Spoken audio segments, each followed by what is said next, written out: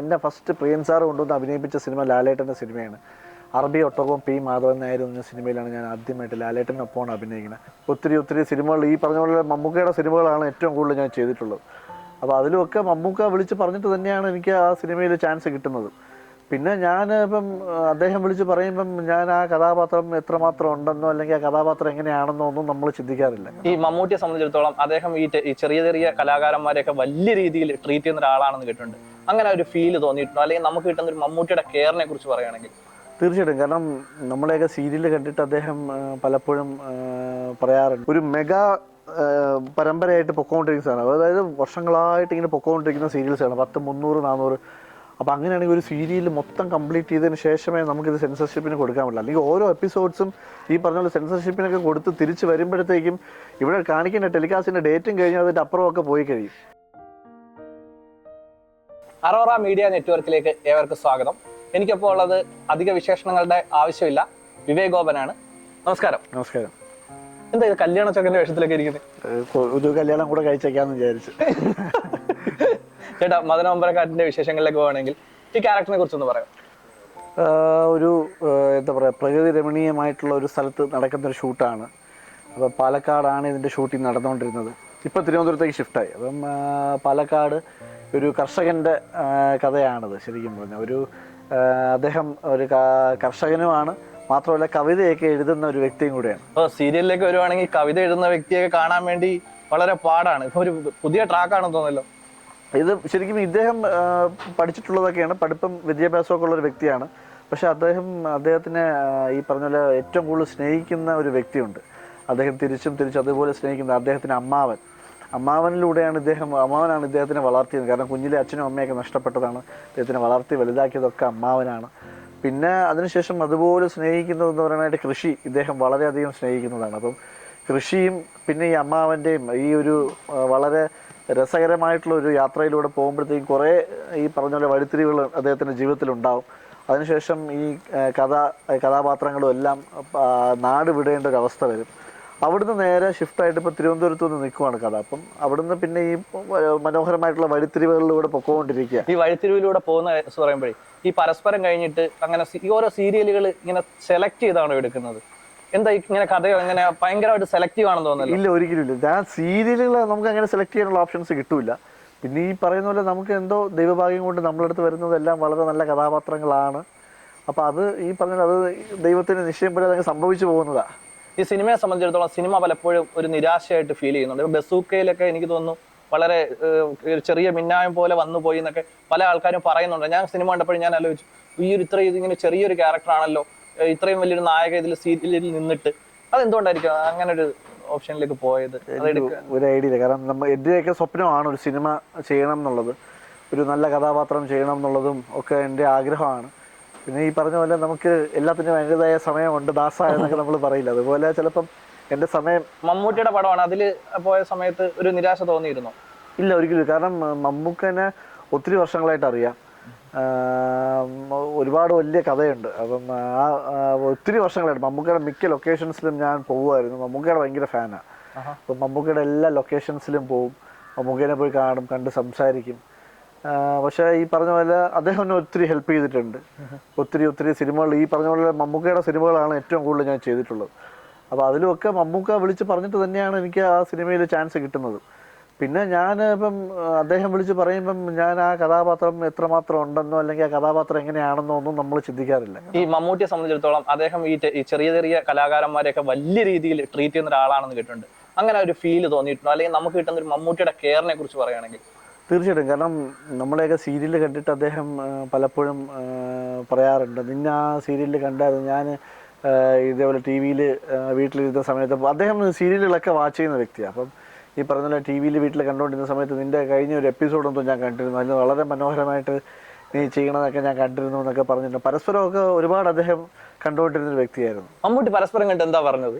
വളരെ നന്നായിട്ട് അഭിനയിക്കുന്നുണ്ടെന്ന് പറഞ്ഞു. ഇതൊക്കെ കുറച്ചുകൂടെയൊക്കെ ഒന്ന് നല്ലതായിട്ട് മെച്ചുവേർഡായിട്ടൊക്കെ നീ ആക്ട് ചെയ്യുന്നുണ്ട്, നമ്മളൊന്നും ഇത്രയും പ്രതീക്ഷിച്ചില്ല എന്നുള്ളതൊക്കെ പറഞ്ഞു. അപ്പോൾ ഞാൻ മമ്മൂക്കയോട് പറഞ്ഞു, നമുക്ക് സിനിമയിലൊക്കെ വരാനാണ് താല്പര്യം. ഞാൻ ഇടയ്ക്ക് ഈ പറഞ്ഞ ഓരോ സീരിയൽ കഴിയുമ്പോഴത്തേക്കൊക്കെ ഞാൻ അദ്ദേഹത്തിന് മെസ്സേജ് അയക്കും, നമുക്ക് ഇന്ന സീരിയൽ അത് ഉണ്ടായിരുന്നു, അത് കഴിഞ്ഞു, ഇനിയിപ്പം അടുത്ത സീരിയലിൽ ചെയ്യണം എന്നൊരു ആഗ്രഹമുണ്ട്. പക്ഷെ അതിന് മുമ്പ് എപ്പോഴും സ്വപ്നം സിനിമയാണ് എന്നപ്പോൾ മമ്മൂക്ക എന്നോട് പറഞ്ഞിട്ടുണ്ട്, നീ സീരിയൽ വിടണ്ട, സിനിമ എന്തായാലും വരും, നീ സീരിയൽ അതിന് വേണ്ടിയിട്ട് നീ സീരിയൽ നിർത്തണ്ട, സിനിമ വന്നോളും, നീ സീരിയൽ വിടണ്ട എന്ന് പറഞ്ഞിട്ടുണ്ട്. മമ്മൂട്ടി ഇങ്ങനെ ഒരു അഭിപ്രായം പറഞ്ഞപ്പോൾ എന്താ തോന്നിയത്?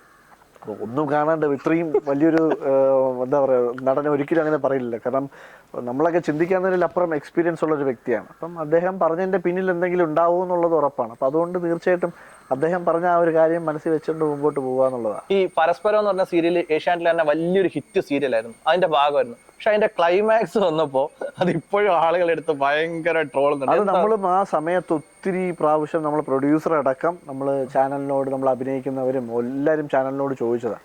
അപ്പോൾ ചാനൽ അത് മതി, ആ ഒരു ക്ലൈമാക്സ് തന്നെ മതി, അങ്ങനെ തന്നെ ഷൂട്ട് ചെയ്യണം എന്ന് നിർബന്ധം പിടിച്ചതിൻ്റെ പ്രകാരമാണ് അതങ്ങനെ ഷൂട്ട് ചെയ്തത്. കാരണം നമ്മുടെ ഈ പറഞ്ഞ പോലെ നമ്മുടെ ഡ്യൂട്ടി എന്ന് പറഞ്ഞാൽ അവരെന്ത് പറയുന്നു അത് ചെയ്തു കൊടുക്കുക എന്നുള്ളതുള്ളൂ. ഇതിന് പിന്നിൽ ഒരുപാട് വ്യക്തികൾ, ഞാൻ അന്നും ഇതേപോലെ എന്നെ ഈ പറഞ്ഞ ഒരുപാട് ഇന്ത്യൻ എക്സ്പ്രസ്സിൽ നിന്നും ഇന്ത്യ ടുഡേയിൽ നിന്നും ഒക്കെ വിളിച്ചിട്ടുണ്ടായിരുന്നു. അപ്പോൾ എന്തുകൊണ്ട് ഇങ്ങനൊരു ക്ലൈമാക്സ് ഷൂട്ട് ചെയ്തു എന്ന് ചോദിച്ചു. അപ്പം ഞാൻ അപ്പോഴും അവരോട് പറയും, നമ്മുടെ ഡ്യൂട്ടി എന്ന് പറഞ്ഞാൽ നമുക്ക് ആക്ടിങ് മാത്രമേ ഉള്ളൂ, ബാക്കി സ്ക്രിപ്റ്റ് എഴുതുന്നതും പിന്നെ ഇതിൻ്റെ ബാക്കിൽ ഇത് എങ്ങനെയൊക്കെ എഴുതണം, ഏതൊക്കെ സീൻസ് എങ്ങനെ ചെയ്യണം എന്നുള്ളതൊക്കെ അവർ എഴുതി വരുന്ന അനുസരിച്ച് നമ്മൾ ചെയ്യുന്നു എന്നുള്ളതേ ഉള്ളൂ. ഞാൻ ഇടപെട്ട് ചോദിച്ചോട്ടെ, ഇപ്പോൾ ഈ സമീപകാലത്ത് ഏറ്റവും കൂടുതൽ സീരിയലുകളെ കുറിച്ച് പറഞ്ഞത് സെൻസറിങ് വേണമെന്നാണ് എല്ലാവരും പറയുന്നുണ്ട്. അപ്പോഴും പൊതുവേ ആർട്ടിസ്റ്റുകളാണെങ്കിലും ടെക്നീഷ്യൻസ് ആണെങ്കിലും എല്ലാവരും പറയുന്ന ഒരു സാധനം എന്ന് വെച്ച് കഴിഞ്ഞാൽ ഇതിൽ ഒരുപാട് പേരുടെ കഞ്ഞിയാണ് എന്നുള്ള രീതിയിൽ പറയുന്നുണ്ട്. നമ്മുടെ ഒരു അഭിപ്രായത്തിൽ ഈ സ്ക്രിപ്റ്റിലൊക്കെ ഒരു സെൻസറിങ് വേണം. ഇപ്പോൾ ഈ പരസ്പരത്തിന്റെ ക്ലൈമാക്സ് വന്നതിൽ തന്നെ ഒരു വിയോജിപ്പ് പ്രകടിപ്പിച്ച ഒരാൾ കൂടിയാണ്. എന്താ തോന്നുന്നത്? സെൻസറിങ് വേണ്ട രീതിയിലുള്ള സീരിയൽസ് ഒന്നും ഇപ്പം പോകുന്നുണ്ട് എന്ന് എനിക്ക് തോന്നുന്നില്ല. കാരണം നമ്മളും ആണെങ്കിൽ പോലും ഇപ്പം ഒരു എന്താ പറയുക, ഒരു ആവശ്യമില്ലാത്തൊരു ഡയലോഗോ ഒരു വാക്കോ ഉപയോഗിക്കുന്നതിൽ നമ്മൾ ആക്ടേഴ്സ് ആണെങ്കിൽ പോലും നമ്മളത് കണ്ടു അറിഞ്ഞും നമ്മൾ അവിടെ എന്തെങ്കിലും തിരുത്തേണ്ട സംഭവങ്ങൾ വരുന്നുണ്ടെങ്കിൽ അത് അങ്ങനെ പറഞ്ഞാൽ അത് ശരിയാവില്ല എന്നുള്ളതൊക്കെ നമ്മൾ അങ്ങോട്ട് പറയാറുണ്ട്, നമ്മുടെ സജഷൻസ് പറയാറുണ്ട്. അതിനനുസരിച്ച് ഇപ്പോഴത്തെ ഡയറക്ടേഴ്സ് അടക്കം അത് മാറ്റാറുമുണ്ട്. അപ്പോൾ അത് ശരിയാണ്. അത് ഇപ്പം ഇൻ കേസ് ഇപ്പോൾ നമ്മളെ ഇത് വിട്ടു പോയി കഴിഞ്ഞാൽ നമ്മൾ പറഞ്ഞാൽ പോലും അത് നമ്മൾ ടെലികാസ്റ്റ് ചെയ്യുന്ന സമയത്ത് അവിടെ ബീപ്പ് ചെയ്യും. അങ്ങനെ ഒരു വാചകം വന്നാൽ തന്നെ അത് ബീപ്പ് ചെയ്യാറുമുണ്ട്. അപ്പം പിന്നെ വളരെ മോശമായിട്ടുള്ള രീതിയിലുള്ള ചെയ്തികളും കാര്യങ്ങളും ഒന്നും സീരിയലിൽ ഇതുവരെ ഉണ്ടായിട്ടില്ല എന്നുള്ളതാണ്. പൊതുവെ ഇപ്പൊ സീരിയൽ കാണാത്തവരായിരിക്കും ഇങ്ങനെ പറയുന്നത്. കാര്യം കൂടുതൽ സീരിയലുകളിൽ അഭീതമാണ്, അങ്ങനെയാണ് ഇങ്ങനെയാണെന്നുള്ള രീതിയിൽ സീരിയലുകളെ അപമാനിച്ച് തന്നെ പല രീതിയിലുള്ള ഇത് വരുന്നുണ്ട്. അതിൽ നിന്നൊക്കെ ഒരുപാട് മാറ്റങ്ങൾ. സീരിയലില് അവിഹിതം വന്നാലേ സീരിയൽ റേറ്റിംഗ് കൂടുള്ളൂ എന്നുള്ളതാണ്. കാരണം ഇപ്പൊ അല്ലാണ്ട് നല്ലത് മാത്രം കാണിച്ചുകൊണ്ടിരിക്കുന്ന സീരിയലില് ആൾക്കാർ കാണില്ല. റേറ്റിംഗ് കൂടണമെങ്കിൽ അവിഹിതം വന്നാൽ അത് എന്തുകൊണ്ട് ആൾക്കാർ കാണുന്നു എന്നുള്ളത് ഇതുകൊണ്ടാണ്. ഇപ്പം നമ്മള് ആൾക്കാർ റേറ്റിംഗ് അനുസരിച്ചല്ലേ നമ്മൾ ഇത് ഉണ്ടാക്കുന്നത്. ഇത് പറഞ്ഞു വരുമ്പോ ഞാൻ വേറെ സാധനം പറഞ്ഞുതരാം. പൊതുവെ ഇതൊക്കെ കാണുന്നവര് അടിയിൽ ഒന്നും ഇല്ലെങ്കിലും ഇതിപ്പോ ഒരു അവിഹിതമാണെന്ന് കണ്ടാൽ പോലും വേണമെങ്കിൽ ഈ വീട്ടമ്മമാരുടെ കയ്യിലോ അല്ലെങ്കിൽ കണ്ടുകൊണ്ടിരിക്കുന്നവരുടെ കയ്യിലോ റിമോട്ടുണ്ട്. നമുക്ക് ആ സമയത്ത് ആ സീൻ കാണണ്ടെങ്കിൽ നമുക്ക് ചാനൽ മാറ്റാം. ഒരു വക്കീലൂടെയാണല്ലോ. ഇല്ല, ഞാൻ സെൻസർ ബോർഡ് മെമ്പർ ആയിരുന്നു, censor board advisory committee member ആയിരുന്നു. ഇപ്പൊ എന്റെ കാലാവധി കഴിഞ്ഞു. സെൻസർ ബോർഡ് ആയിരുന്നു. അപ്പൊ സെൻസർ ബോർഡ് മെമ്പർ കൂടിയാണ്. അപ്പൊ സ്വാഭാവികമായിട്ട് ആയിരുന്നു മുൻ സെൻസർ ബോർഡ് അംഗമായിരുന്നു. അപ്പൊ സ്വാഭാവികമായിട്ട് ഇപ്പൊ ഈ സെൻസറിങ്ങിന്റെ കാര്യം വന്ന സമയത്ത് ഇതിൽ സെൻസറിങ് വേണ്ടെന്ന് ഉള്ള രീതിയിൽ തന്നെയാണ് ഉറച്ചത്. തീർച്ചയായിട്ടും. കാരണം ഇത് ഒരു മെഗാ പരമ്പരയായിട്ട് പൊക്കോണ്ടിരിക്കുന്ന സാധനം, അതായത് വർഷങ്ങളായിട്ട് ഇങ്ങനെ പൊക്കോണ്ടിരിക്കുന്ന സീരിയൽസാണ്, 10, 300, 400. അപ്പം അങ്ങനെയാണെങ്കിൽ ഒരു സീരിയൽ മൊത്തം കംപ്ലീറ്റ് ചെയ്തതിന് ശേഷമേ നമുക്കിത് സെൻസർഷിപ്പിന് കൊടുക്കാൻ പറ്റില്ല. അല്ലെങ്കിൽ ഓരോ എപ്പിസോഡ്സും ഈ പറഞ്ഞ പോലെ സെൻസർഷിപ്പിനൊക്കെ കൊടുത്ത് തിരിച്ച് വരുമ്പോഴത്തേക്കും ഇവിടെ കാണിക്കുന്ന ടെലികാസ്റ്റിന്റെ ഡേറ്റും കഴിഞ്ഞാൽ അതിന്റെ അപ്പുറമൊക്കെ പോയി കഴിയും. ഇപ്പൊ വേറെ കാര്യം കൂടെ ചോദിച്ചോട്ടെ. ഇപ്പം അവിഹിതങ്ങളെ കുറിച്ച് പറഞ്ഞു. ഇപ്പൊ അവിഹിത കഥകൾ വരുന്നത് കൊണ്ട് കുഴപ്പമില്ല എന്ന് പറഞ്ഞു. നാളെ ഇതിന്റെ അടിയിൽ കുഴപ്പമില്ല എന്നുള്ളതല്ല, നമ്മൾ അതിന്റെ ഉള്ളിലുള്ള നല്ല ഭാഗങ്ങൾ മാത്രം ഉൾക്കൊള്ളാവുന്നതാണ്. അങ്ങനെയാണെങ്കിൽ സിനിമയിൽ ഞാൻ ചോദിച്ചു, സിനിമയിൽ എന്തെല്ലാം മോശപ്പെട്ട രംഗങ്ങളും നമുക്ക് ഈ പറഞ്ഞ പോലെ വളരെ ബുദ്ധിമുട്ടായിട്ടുള്ള സംഭവങ്ങളും രംഗങ്ങളും ഒക്കെ കാണിക്കുന്നുണ്ട്. നമ്മൾ അതനുസരിച്ച് ഉണ്ട്. പക്ഷെ എന്നാലും എത്രമാത്രം ഇപ്പൊ തന്നെ കഴിഞ്ഞ മാർക്കോ ഒരുപാട് പ്രശ്നങ്ങൾ നേരിട്ടൊരു പടമാണ്. അതിനെ നമ്മൾ അത് കണ്ടു അതേപോലെ ചെയ്യാൻ നോക്കിക്കഴിഞ്ഞാൽ എല്ലാ കാര്യങ്ങൾക്കും അതുപോലെ ഉണ്ടാവും. ഇപ്പൊ മാർക്കോയുടെ കാര്യം പറഞ്ഞപ്പോൾ തന്നെ ഇപ്പൊ താങ്കളുടെ രാഷ്ട്രീയ പക്ഷം എല്ലാവർക്കും അറിയാവുന്നവരാണ്. ഇപ്പൊ ഒരു സിനിമ, സുരേഷ് ഗോപി അഭിനയിച്ച ഒരു സിനിമയുടെ പേര് ഞാൻ പറയുന്നില്ല, സിനിമയുടെ പേരുമായിട്ട് ബന്ധപ്പെട്ട് ഒരു വിവാദം, വലിയൊരു വിവാദം നടന്നുകൊണ്ടിരിക്കാൻ കോടതിയിൽ വരെ എത്തിയിരുന്നു. എന്താണ് ആ സെൻസർ ബോർഡ് മുൻ അംഗം എന്നുള്ള രീതിയിലും അഭിപ്രായം എന്താണ്? എനിക്ക് വലിയ പ്രത്യേകിച്ച് അഭിപ്രായമൊന്നുമില്ല. അത് കോടതിയിൽ എത്തിക്കുന്നത് കോടതിയാണ് തീരുമാനിക്കുന്നത്. അല്ല, കോടതി പറഞ്ഞു. എന്നാലും ഈ സെൻസർ ബോർഡ് അംഗമായിരുന്ന രീതിയിൽ ഞാൻ ചോദിക്കുകയാണ്. അപ്പൊ ഈ ഒരു മേഖലയിൽ പ്രവർത്തിക്കുന്ന ഒരാൾ കൂടിയാണ്. ഈ സിനിമകൾക്ക് ഇങ്ങനെ ഈ പറയുന്ന പോലെ പുരാതന കഥാപാത്രമായിട്ട് ബന്ധപ്പെട്ടുള്ള പേരുകളൊന്നും ഇടാൻ പറ്റില്ലേ എന്നുള്ളതാണ് ചോദിക്കുന്നത്. അത് നമ്മൾ ഇപ്പം ഈ പറഞ്ഞ പോലെ സിനിമ എടുക്കേണ്ട ആൾക്കാരും അവരും ഒക്കെ കൂടെ തീരുമാനിച്ച് അതിനനുസരിച്ച് ചെയ്യേണ്ട ഒരു കാര്യം. ഇപ്പം ഞാനിപ്പോൾ ഒരു സിനിമ എടുക്കണമെന്ന് വെച്ചോ, ഇപ്പം ഞാനിപ്പോൾ ഒരു സിനിമ എടുത്ത് അത് ഇപ്പോൾ ഒരു പുരാതന സംഭവമോ അങ്ങനെ എന്തെങ്കിലും ഒരു സംഭവം വന്നപ്പോൾ എനിക്കത് ഇഷ്ടപ്പെട്ടില്ല. കാരണം എൻ്റെ പൈസ ഞാൻ മുടക്കുന്നു, അത് വേണമെന്നില്ല. അത് ചിലപ്പം ഇന്ന ആൾക്കാരെ വേദനിപ്പിക്കുന്നുണ്ടാവും, അല്ലെങ്കിൽ ചിലപ്പോൾ വേറെ ആൾക്കാരെ വേദനിപ്പിക്കുന്നുണ്ടാവും, അല്ലെങ്കിൽ ചിലപ്പോൾ എനിക്ക് പേഴ്സണലി വേദനിപ്പിക്കുന്നുണ്ടാവും എന്നൊക്കെയുള്ള എൻ്റെ മനസ്സിൽ തോന്നിക്കഴിഞ്ഞാൽ ചിലപ്പോൾ എനിക്ക് എന്തുകൊണ്ട് മാറ്റിക്കൂടാ, അത് മാറ്റാം. അതിപ്പം അവരുടെ ഇഷ്ടമാണ് അത് മാറ്റണമെന്ന്. അതിപ്പം ഈ പറഞ്ഞ പോലെ സെൻസർ ബോർഡിൻ്റെ അവിടെ പോകുമ്പോഴത്തേക്കും അവരൊരു അഭിപ്രായം പറയുന്നു, അത് മാറ്റാനുള്ള ഇത് പ്രൊഡ്യൂസർക്ക് ഉണ്ടെങ്കിൽ തീർച്ചയായിട്ടും മാറ്റട്ടെ. അത് ഇനി വേറെ കാര്യം കൂടെ ചോദിച്ചോട്ടെ, ഈ ഒരു നല്ലൊരു കലാകാരനാണ്, ഇപ്പൊ സീരിയലിൽ നല്ല രീതിയിൽ കഥാപാത്രങ്ങളൊക്കെ ചെയ്യുന്നുണ്ട്. പലപ്പോഴും സിനിമയെ സംബന്ധിച്ചിടത്തോളം രാഷ്ട്രീയം കഥാപാത്രങ്ങൾ കിട്ടുന്നതിനും അല്ലെങ്കിൽ അല്ലാതെയുള്ള രീതിയിൽ ഒതുക്കപ്പെടുന്നു എന്നൊക്കെ പല രീതിയിൽ പറഞ്ഞു കേൾക്കുന്നുണ്ട്. കാര്യം ഈ പ്രത്യേകിച്ച് ഒരു വിജയ്പിയുടെ ഒരു അനുഭാവി എന്നുള്ള രീതിയിൽ നിൽക്കുമ്പോൾ അങ്ങനെ എന്തെങ്കിലും ഫീൽ ഉണ്ടായിട്ടുണ്ടോ, അല്ലെങ്കിൽ എവിടെയെങ്കിലും അങ്ങനെ ഒരു തോന്നൽ ഉണ്ടായിട്ടുണ്ടോ? ഇല്ല, എൻ്റെ ഒരു നേച്ചർ ഞാൻ പറയാം. ഞാനിപ്പോൾ ഒരിക്കലും നമ്മളൊരു കലയിൽ അല്ലെങ്കിൽ ഇപ്പോൾ ഈ പറഞ്ഞ പോലെ അഭിനയത്തിൻ്റെ സംഭവത്തിലേക്ക് ചെല്ലുമ്പോൾ ഞാൻ ഒരിക്കലും അവിടെ പൊളിറ്റിക്സും കാര്യങ്ങളൊന്നും പറയാറുമില്ല, സംസാരിക്കാറുമില്ല. അങ്ങനെ അതിൻ്റെ ഒരു ആവശ്യമില്ല. കാരണം എല്ലാവർക്കും എല്ലാവരുടേതായിട്ടുള്ള രീതിയിലുള്ള പൊളിറ്റിക്സ് അവരുടെ ഉള്ളിലുണ്ട്. അപ്പം ഞാൻ ഫോളോ ചെയ്യുന്ന പൊളിറ്റിക്സ് ആയിരിക്കില്ല താങ്കൾ ഫോളോ ചെയ്യുന്നത്, താങ്കൾക്ക് വേറെ പൊളിറ്റിക്സ് കാണും. അപ്പം അത് അവരവരുടെ ഈ പറഞ്ഞ പോലെ സ്വയം ഇതായിട്ടുള്ള കാര്യമാണ്. അപ്പം അത് ഇപ്പം ഞാൻ എൻ്റെ സാധനം നിങ്ങളിലേക്ക് അടിച്ചമർത്തേണ്ട കാര്യമില്ല. നമ്മളൊരു ജോലി ചെയ്യാൻ വരുമ്പോഴത്തേക്ക് അവിടെ എന്താണ് നമ്മുടെ ജോലി അത് ചെയ്യുക എന്നുള്ളതാണ്. പിന്നെ കലാകാരെ സംബന്ധിച്ചിടത്തോളം ആ ഒരു എൻവയൺമെൻറ്റിൽ എത്തിക്കഴിയുമ്പോഴത്തേക്കും അവിടെ നമ്മളിനി പോലീസോ പട്ടാളോ അല്ലെങ്കിൽ ഈ പറഞ്ഞ ജഡ്ജിയോ പിന്നെ സർക്കാർ ഉദ്യോഗസ്ഥരോ അല്ലെങ്കിൽ ഒരു മന്ത്രിയോ എന്തോ ആയിക്കോട്ടെ, പക്ഷെ ആ ഒരു എൻവയൺമെൻറ്റിൽ നമ്മളൊരു സിനിമ അഭിനയിക്കാനോ സീരിയൽ അഭിനയിക്കാനോ ആ ഒരു കഥാപാത്രത്തിൽ അവിടെ എത്തിക്കഴിഞ്ഞാൽ പിന്നെ എന്താണോ ആ കഥാപാത്രമാണ് നമ്മൾ. പിന്നെ അവിടെ നമ്മളൊരു ഫാമിലി. അതിപ്പോ താങ്കളെ സംബന്ധിച്ചിടത്തോളം കാര്യമാണ്. പക്ഷെ മറ്റു പലരും ഇങ്ങനെ പറയുന്നുണ്ട്, എനിക്ക് ഇങ്ങനെ ക്യാരക്ടർ കിട്ടുന്നില്ല അല്ലെങ്കിൽ എന്നെ ഒതുക്കുന്നുണ്ട് എന്ന് പല രീതിയിൽ മുൻപ് അങ്ങനെ തോന്നിയിട്ടില്ല. അങ്ങനെ ഒരു ഫീൽ ഉണ്ടെന്ന് എനിക്ക് തോന്നിയിട്ടില്ല ഇതുവരെ. അപ്പം ഈ സാമൂഹ്യ പ്രവർത്തനം എന്നുള്ള രീതിയിലേക്ക് ഒരു താരം ഇറങ്ങുകയാണ്, അപ്പൊ കൂടുതൽ വിസിബിലിറ്റി കിട്ടും. അതുപോലെ തന്നെ ഇനിയിപ്പം അടുത്ത തെരഞ്ഞെടുപ്പ് വരുന്നുണ്ട്, അതിലേക്ക് ഒരു പ്രതീക്ഷ തോന്നുന്നുണ്ടോ? അത് തീർച്ചയായിട്ടും ഉണ്ട്. കാരണം ഈ പറഞ്ഞ പോലെ നമ്മുടെ പോപ്പുലാരിറ്റി അനുസരിച്ചിട്ടാണ് ഇപ്പം ഈ പറഞ്ഞ പോലെ കുറച്ചുകൂടെ അത് നമുക്ക് വോട്ടിംഗ് ശതമാനത്തിൽ ഒത്തിരി വർക്ക് ചെയ്യും. പിന്നെ നമ്മൾ അത് വർക്ക് ചെയ്താൽ മാത്രം പോരാ, ബാക്കി എന്ന് പറഞ്ഞാൽ നമ്മൾ അതിന് ശേഷമുള്ള കാര്യമാണ്. നമ്മളിപ്പോൾ ഈ പറഞ്ഞ ഇപ്പോൾ എല്ലാവരും ഇപ്പോഴുള്ള യഥാർത്ഥ പൊളിറ്റിക്സ് എന്ന് പറഞ്ഞാൽ എല്ലാവരും വന്ന് വാക്ക് കൊടുത്ത് പോകുന്നു എന്നുള്ളതേ ഉള്ളൂ. നമ്മൾ ഇന്ന കാര്യങ്ങൾ നമ്മളെ വോട്ട് ചെയ്ത് വിജയിപ്പിച്ച് കഴിഞ്ഞാൽ നമ്മൾ ഇന്ന കാര്യങ്ങൾ നമ്മൾ നാടിന് വേണ്ടി ചെയ്യും എന്ന് പറഞ്ഞു പോകുന്നതല്ലാണ്ട് ഒന്നും ചെയ്യുന്നത് കാണുന്നില്ല. വളരെ ഈ വിരളിൽ എണ്ണാന്നുള്ള വ്യക്തികൾ മാത്രമാണ് അല്ലാത്ത രീതിയിൽ മാറി ചിന്തിച്ചിട്ടുള്ളത്. എല്ലാവരും ഈ ഡയലോഗ് പറഞ്ഞില്ലായിരുന്നെങ്കിൽ ഞാൻ ചോദിച്ചേനെ അപ്പൊ കേന്ദ്രം ഭരിക്കുന്നു പറഞ്ഞ വളരെ വിരളിൽ എണ്ണാന്നുള്ള വ്യക്തികൾ മാത്രമേ ഉള്ളൂ മാറി ചിന്തിച്ചിട്ടുള്ളൂ. ബാക്കി എല്ലാവരും ഈ പറഞ്ഞ പോലെ പൊളിറ്റിക്സ് ഇറങ്ങുന്നവരെല്ലാവരും അവരുടെ പോക്കറ്റ് വീർക്കുക. പിന്നെ അവർ ഈ പറഞ്ഞ പോലെ എത്രമാത്രം മുന്നിൽ നിൽക്കുന്നു ആ സമയം കൊണ്ട് അവർ മാക്സിമം പൈസ ഉണ്ടാക്കി അവരുടെ പോക്കറ്റ് വീർക്കുക, അവരുടെ ലൈഫ് സെക്യൂർ ആക്കുക എന്നുള്ള ചിന്താഗതി അല്ലാണ്ട് ബാക്കി ആരും ജനങ്ങൾക്ക് വേണ്ടിയിട്ടെന്നുള്ളൊരു ചിന്തയിൽ ഇറങ്ങുന്നത് വളരെ ചുരുക്കം ആൾക്കാർ മാത്രമേ ഉള്ളൂ. അങ്ങനെയുള്ള ആൾക്കാരെ ഇപ്പം ഇവിടെ ഭയങ്കര തള്ളിപ്പറച്ചിലുമാണ്. അതാണ് ഏറ്റവും വലിയ പ്രശ്നം. എന്തുകൊണ്ട് അവരെ മാത്രം ഒറ്റപ്പെടുത്തുന്നു എന്നുള്ളത് എനിക്കറിയില്ല. കാരണം അവർ ചെയ്യാൻ ശ്രമിക്കുന്നതൊക്കെ നല്ല കാര്യങ്ങളാണ്, അങ്ങനെയുള്ളവരെ ഒറ്റപ്പെടുത്തുകയാണ്. ഇപ്പൊ ബി ജെ പിയുടെ പുതിയ നേതൃത്വമൊക്കെ വന്നിരിക്കുന്നു, എന്താണ് ഒരു പ്രതീക്ഷ, ബി ജെ പിയിലുള്ള ഒരു പ്രതീക്ഷ ഇപ്പോഴത്തെ ഒരു സാഹചര്യത്തിൽ? വളരെ നല്ല പ്രതീക്ഷയാണ്. കാരണം ഇനി അങ്ങോട്ട് ഈ പറഞ്ഞ പോലെ എല്ലാം വളരെ സീരിയസ് ആയിട്ട് കാര്യങ്ങളൊക്കെ മാറും എന്നുള്ളത് നമുക്ക് തീർച്ചയായിട്ടും പറയാം.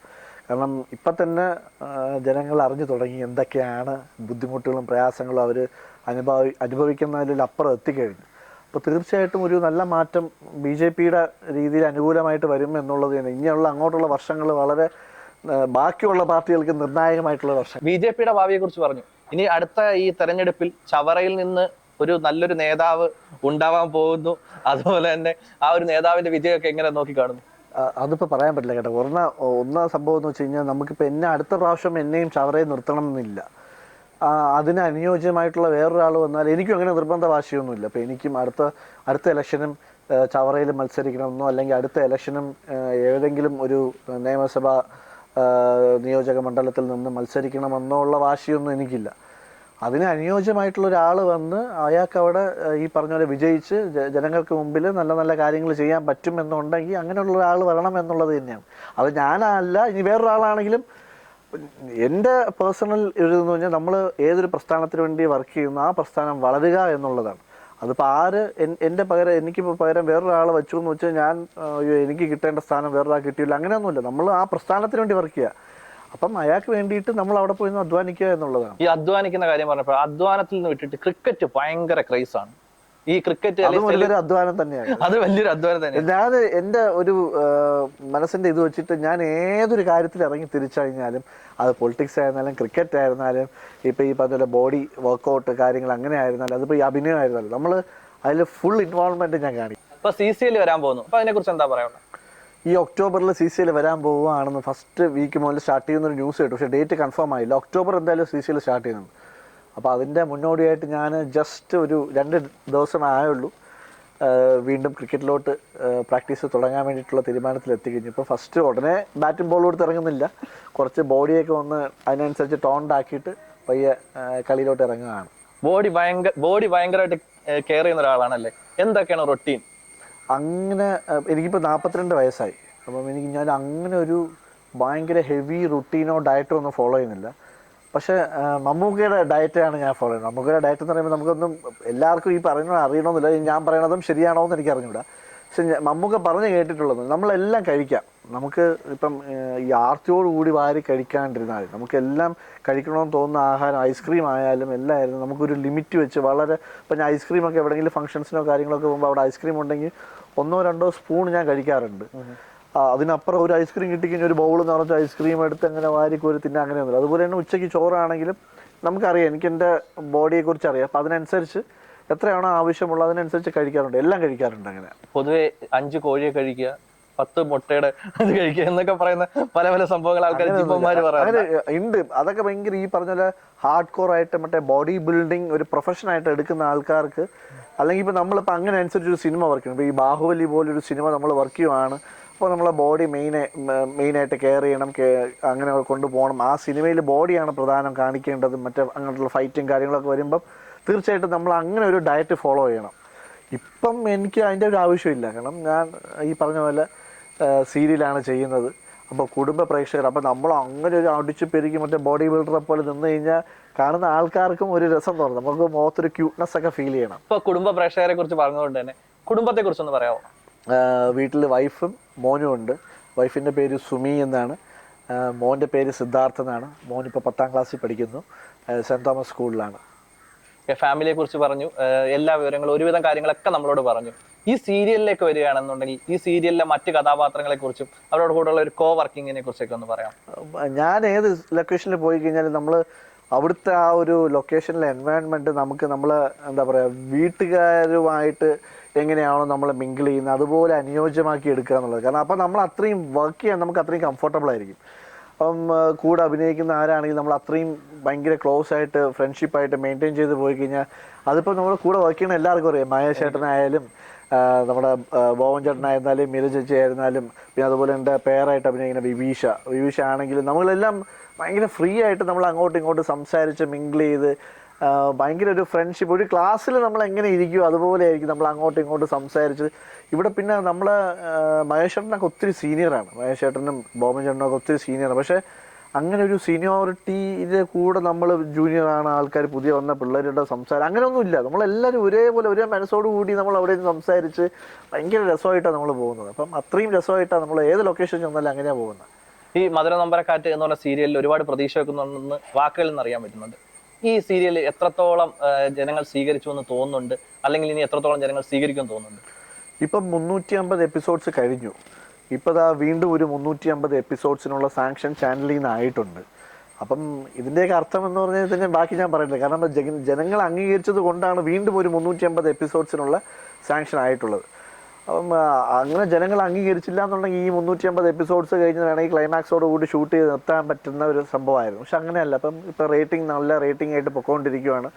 ജനങ്ങൾ അത്രയും അക്സെപ്റ്റ് ചെയ്തു.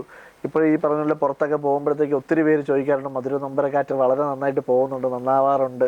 പിന്നെ ഈ പറഞ്ഞ പോലെ ചെറിയ പോരായ്മകൾ എന്തെങ്കിലും ഉണ്ടെങ്കിൽ അവർ തന്നെ പറയും, ആ ജീവൻ കുറച്ചുകൂടെ ഒന്ന് ഇതാവാൻ പറയണം കേട്ടോ. അല്ലെങ്കിൽ ഈ പറഞ്ഞ ഹീറോയിൻ ക്യാരക്ടർ ചെയ്യുന്ന നിത്യ എന്ന് ചെയ്യുന്ന കുട്ടി, പുള്ളിക്കാരിയുടെ നിത്യയുടെ അടുത്ത് കുറച്ചുകൂടെ ഒന്ന് സ്ട്രോങ് ആവാൻ പറയാം, എന്തോന്ന് അങ്ങനെയൊക്കെ അവരും അവരുടേതായിട്ടുള്ള രീതിയിൽ സജഷൻസും കാര്യങ്ങളൊക്കെ പറയുന്നുണ്ട്. അപ്പം അതിനർത്ഥം അത്രയും ഈ പറഞ്ഞ പോലെ ജനങ്ങളിലേക്ക് എത്തി എന്നുള്ളതാണ്. അപ്പം അതൊക്കെ വളരെ സന്തോഷം തോന്നാറുണ്ട്. ഈ ആളുകളുടെ ഫീഡ്ബാക്കുകൾ കുറച്ചുകൂടെ അടുത്ത് അറിയാൻ പറ്റിയിട്ടുള്ള ഒരാളാണ്. കാര്യം ഈ പറയുന്ന പോലെ നാട്ടിലൊക്കെ ചെല്ലുവാണെങ്കിൽ വളരെ സാധാരണക്കാരനായിട്ടാണ് വിവേക് ഗോപൻ പെരുമാറുന്നത്. അപ്പം ഈ നാട്ടിൽ നിന്നൊക്കെ ഉള്ള ആളുകളുടെയൊക്കെ ഒരു ഇതെങ്ങനെയാണ് പ്രതികരണമൊക്കെ? നമ്മളിപ്പം എനിക്ക് ഭയങ്കര നമ്മളിപ്പോൾ എവിടെ ചെന്നാലും ഞാൻ ഭയങ്കര ജോവിയലായിട്ടും എൻജോയ് ചെയ്തും അവർ ചോദിക്കുന്നതിനൊക്കെ തിരിച്ച് ഉത്തരവും പറഞ്ഞ് അങ്ങോട്ട് ഭയങ്കര രസമായിട്ടൊന്നും സംസാരിക്കാറുള്ളൂ. അല്ലാണ്ട് നമ്മൾ അവിടെ ഒരു ജാടയും ഇതൊക്കെ കാണിച്ച് ഞാനങ്ങനെ നിൽക്കാറില്ല.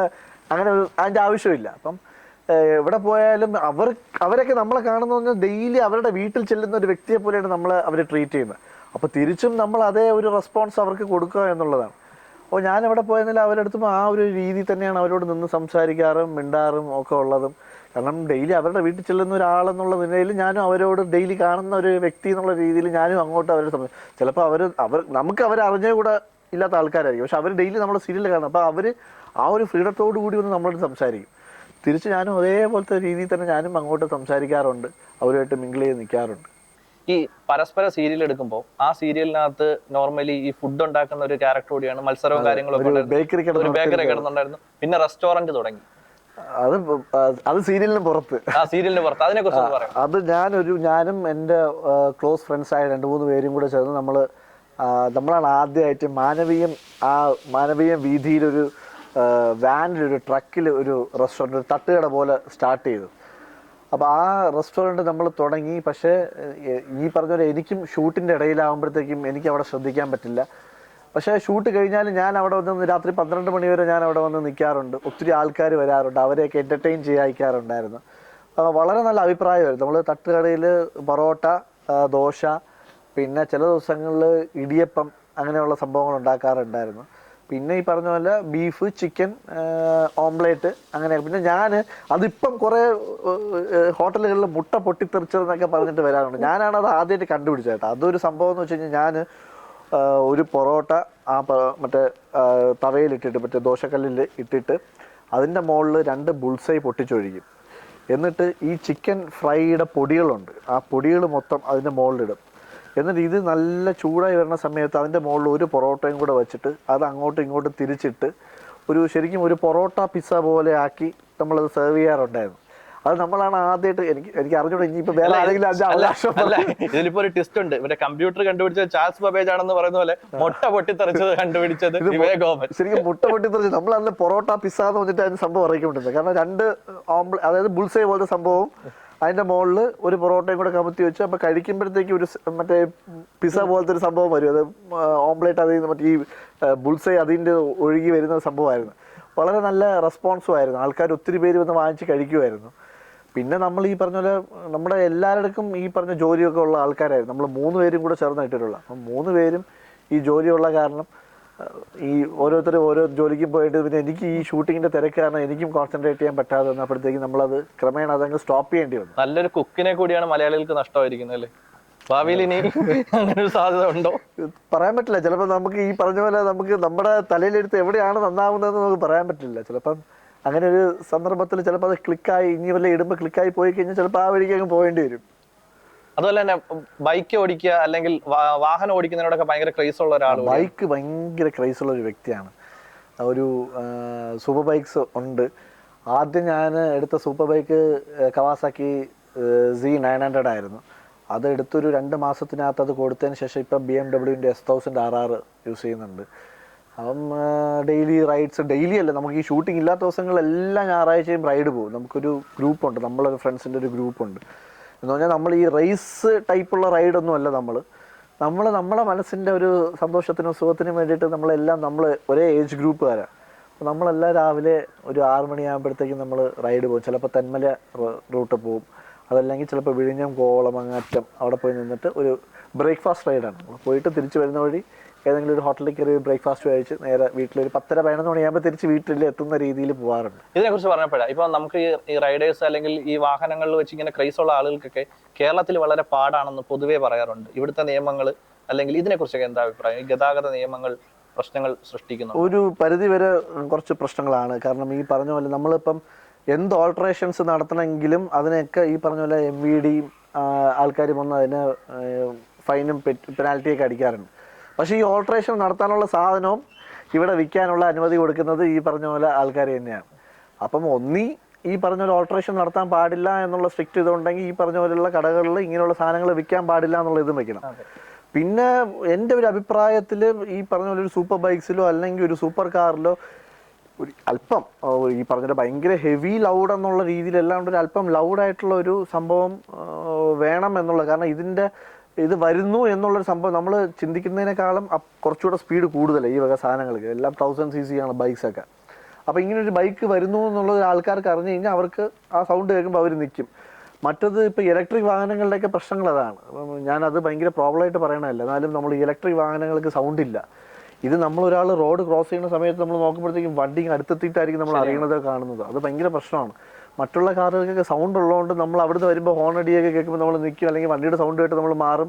നമ്മൾ ബാക്കിൽ നിന്ന് ഒരു വണ്ടി വന്നാൽ നമുക്ക് അറിയാൻ പറ്റും. ഇതൊരു ഇലക്ട്രിക് വാഹനം, ഒരു സ്കൂട്ടർ വരുമ്പോൾ നമുക്ക് അറിയാൻ പറ്റില്ല. ശരിയാണ്. അപ്പം ഒരു പരിധി വരെ ഈ പറഞ്ഞ പോലെ ഒരു അത്യാവശ്യം ഒരു സൗണ്ട് ഉള്ളത് നല്ലത് തന്നെയാണെന്നാണ് പറയുള്ളത്. പിന്നെ ഈ പറഞ്ഞ പോലെ ഒരു കാറായിരുന്നാലും ബൈക്കായിരുന്നാലും ഇപ്പോൾ ഒരു കമ്പനി, ആ കമ്പനിയുടെ അവർ ഒരു ഡിസൈൻ ചെയ്ത് ഇറക്കുന്നത് അവർ പല രീതിയിലുള്ള എക്സ്പീരിമെൻറ്റ്സ് നടത്തിയിട്ടായിരിക്കും ഒരു ഡിസൈനിൽ അവർ ഇറക്കുന്നത്.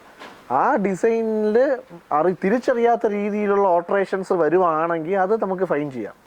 ചെറിയ ചെറിയ ഓൾട്ടറേഷൻസ് വരുത്തുന്നത് ഇപ്പോൾ തന്നെ നമ്മൾ കണ്ടു. കഴിഞ്ഞ പ്രളയം വന്ന സമയത്ത് നമ്മളെല്ലാവരും ആ ജീപ്പും അതേപോലുള്ള 4-wheel ഡ്രൈവേഴ്സിനെയൊക്കെ എത്രമാത്രം ഈ പറഞ്ഞാൽ നമ്മൾ പെനാൽറ്റി ചുമത്തിയത്. പക്ഷേ ഇങ്ങനെ ഒരു സംഭവങ്ങളും പ്രളയം അതുപോലുള്ള സിറ്റുവേഷൻസ് വരുമ്പോഴത്തേക്കും അവരേ ഉള്ളൂ നമ്മളെ രക്ഷിക്കാനായിട്ട്. അവരുടെ വാഹനങ്ങൾ മാത്രമേ അങ്ങനെയുള്ള സ്ഥലങ്ങളിലേക്ക് കയറിപ്പോവുള്ളൂ. അപ്പോൾ അതൊക്കെ നമ്മളൊന്ന് മനസ്സിലാക്കി കാര്യങ്ങൾ മുമ്പോട്ട് പോയി കഴിഞ്ഞാൽ ഇവിടെ വളരെ സുഖമായിട്ട് ഈ പറഞ്ഞ പോലെ വണ്ടികളും എല്ലാവർക്കും എൻജോയ് ചെയ്യാൻ പറ്റും. കാരണം ഗോഡ്സ് ഓൺ കൺട്രി എന്ന് പറയുമ്പോൾ എല്ലാം വേണം, എല്ലാവർക്കും എൻജോയ് ചെയ്യണം. ഇപ്പൊ ഈ പരസ്പരം തീർന്ന സമയത്ത് അതിൽ പാചകക്കാരനായിരുന്നു, റെസ്റ്റോറന്റ് തുടങ്ങി. ഇനിയിപ്പോ ഈ സീരിയലിൽ നല്ലൊരു എഴുത്തുകാരനാണ്, ഇതിൽ ഒരുപാട് കൃഷിക്കാരനാണ്. അപ്പൊ സ്വാഭാവികമായിട്ടും ഇപ്പോഴേ തുടങ്ങിയ കൃഷിയും കാര്യങ്ങളൊക്കെ തുടങ്ങി. കൃഷി ചെറുതായിട്ടുണ്ട്. കാരണം വീട്ടിന്റെ ടെറസിന്റെ മുകളിൽ തന്നെ ഞാൻ ഈ പറഞ്ഞ പോലെ കറിവേപ്പില, പിന്നെ പച്ചമുളക്, ഇഞ്ചി, പിന്നെ മറ്റേ കരിമഞ്ഞൾ എന്ന് പറഞ്ഞൊരു സംഭവമാണ്. ഈ ആയുർവേദത്തിനൊക്കെ ഭയങ്കര യൂസ്ഫുൾ ആയിട്ടുള്ള സാധനമാണ്. ചെറിയ പല്ലുവേദനയൊക്കെ വന്ന് ഇത് ഒരെണ്ണം കട്ട് ചെയ്ത് വെച്ചു കൊടുത്തു കഴിഞ്ഞാൽ അപ്പം മാറും വേദന.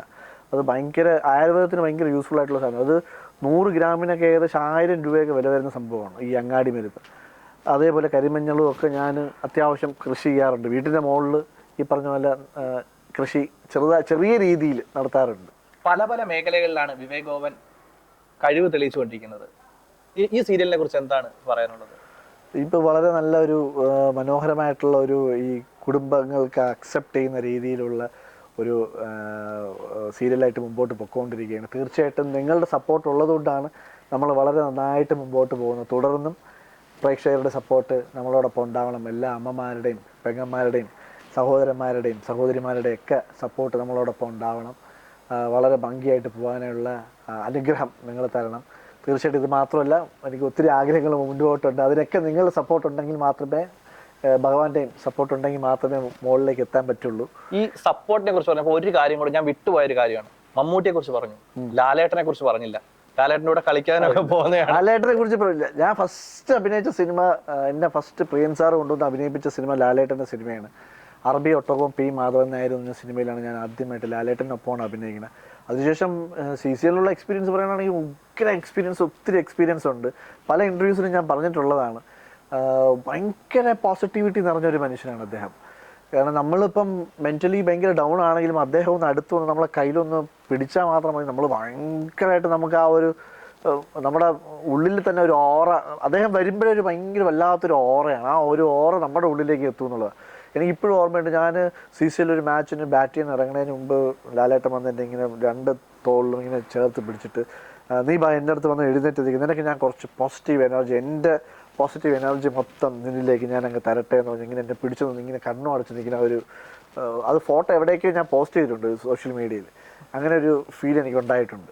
പിന്നെ ഒത്തിരി നമുക്ക് ഈ ബാറ്റ് ചെയ്യാൻ ഇറങ്ങുന്നതിനൊക്കെ മുമ്പ് നമ്മൾ ഭയങ്കര ടെൻഷൻ ആണെങ്കിൽ തന്നെയും അദ്ദേഹത്തിൻ്റെ അടുത്ത് പോയി ഇരുന്ന് കഴിഞ്ഞാൽ അദ്ദേഹം പല പല കാര്യങ്ങൾ നമ്മളോട് സംസാരിക്കും. കുറേ കാര്യങ്ങളൊക്കെ നമ്മളോട് സംസാരിക്കുമ്പോൾ നമ്മൾ ഓട്ടോമാറ്റിക്കലി നമ്മളെ ഈ ടെൻഷനൊക്കെ ഭയങ്കരമായിട്ട് റിലീവ് ചെയ്തു. അപ്പം പിന്നെ ഈ പറഞ്ഞ പോലെ ഫീൽഡിങ്ങിൽ നിൽക്കുവാണെങ്കിൽ തന്നെയും എല്ലാ ഈ പറഞ്ഞ പോലെ ടീമിലും ഓരോരോ, ബോംബെയിലാകുമ്പോൾ സുനിൽ ഷെട്ടി ഉണ്ട്, നമ്മുടെ കന്നഡയിൽ കിച്ച സുദീപ് ഉണ്ട്, അതുപോലെ വെങ്കടേഷ് സാർ ഉണ്ട്. അപ്പോൾ തെലുങ്കിൽ ഓരോരുത്തരും ഓരോ സൂപ്പർ സ്റ്റാർസ് ഉണ്ട്. പക്ഷേ 20 ഓവറും ഗ്രൗണ്ടിൽ നിന്ന് ഫീൽഡ് ചെയ്യണ ഒരു വ്യക്തി എന്നുണ്ടെങ്കിൽ അത് ലാലേട്ടൻ തന്നെയായിരിക്കും. ഞാൻ വേറൊരു കാര്യം ഇടപെട്ട് ചോദിച്ചോട്ടെ. ഇപ്പം മമ്മൂട്ടിയുടെ ഡയറ്റിന്റെ കേസ് പറഞ്ഞു, അത് ഫോളോ ചെയ്യുന്നു പറഞ്ഞു. മോഹൻലാലിന്റെ എന്ത് ക്വാളിറ്റിയാണ് ഫോളോ ചെയ്യുന്നത്? അദ്ദേഹത്തിൻ്റെ ക്വാളിറ്റി ഫോളോ ചെയ്യണമെന്ന് പറഞ്ഞാൽ നമുക്ക് ഫോളോ ചെയ്യാൻ ശ്രമിക്കാം എന്നുള്ളതേ പറയാൻ പറ്റും. കാരണം ഫോളോ ചെയ്യാൻ പറ്റില്ല. കാരണം എനിക്ക് ഏറ്റവും ഇഷ്ടം അദ്ദേഹത്തിൻ്റെ ആക്ടിങ് സ്കിൽസ് തന്നെ. അത് ആക്ടിങ് എന്ന് നമുക്ക് പറയാൻ പറ്റില്ല. അദ്ദേഹം ശരിക്കും പറഞ്ഞാൽ ഓരോ കഥാപാത്രം കിട്ടിയ ആ കഥാപാത്രത്തിലൂടെ ജീവിക്കണമെന്ന് നമുക്ക് പറയാൻ പറ്റും. ഇപ്പോൾ ലാസ്റ്റ് ഞാൻ കണ്ട സിനിമ തുടരും, ഞാൻ ആ തിയേറ്ററിൻ്റെ അകത്തൊക്കെ ഇരുന്ന് കണ്ട് കരഞ്ഞു പോയിട്ടുണ്ട്. അപ്പം അതൊക്കെ കാണുമ്പോൾ നമുക്ക് ഭയങ്കര ഉള്ളിലോട്ടങ്ങ് കയറും. അപ്പം അങ്ങനെയുള്ള സംഭവം അദ്ദേഹത്തിൻ്റെ ആക്ടിങ് എക്സ്പീരിയൻസ് വെച്ച് ഞാൻ പലപ്പോഴും ഒക്കെ അതുപോലെ ചെയ്യാൻ ശ്രമിക്കാറില്ലെങ്കിൽ പോലും നമുക്ക് എന്തുകൊണ്ട് നമുക്കും അതേപോലെ ചെയ്യാൻ പറ്റില്ല എന്നൊക്കെ ചിന്തിക്കാറുണ്ട്. പക്ഷേ അങ്ങനെ നമുക്ക് ഫോളോ ചെയ്യാൻ പറ്റില്ല. പക്ഷേ എനിക്ക് ഏറ്റവും ഇഷ്ടപ്പെട്ടിട്ടുള്ള പോസിറ്റീവ്, നമുക്കിപ്പോൾ അദ്ദേഹം ഈ പറഞ്ഞ എത്ര ആൾക്കൂട്ടത്തിൻ്റെ ഇടയിൽ നമ്മൾ നടന്നു വന്നാലും നമ്മൾ കണ്ണ് വേറെ എങ്ങോട്ടും പോകില്ല, അദ്ദേഹത്തിൻ്റെ ആ ഒരു ഇതിൽ തന്നെ പതിഞ്ഞു. അതെനിക്ക് ഭയങ്കരമായിട്ട് ഇത് തോന്നിയിട്ടുണ്ട്. അപ്പം അങ്ങനെയുള്ള സംഭവങ്ങളൊക്കെ നമുക്ക് കിട്ടിയിരുന്നെങ്കിൽ എന്ന് ഞാനും ആഗ്രഹിച്ചിട്ടുണ്ട്.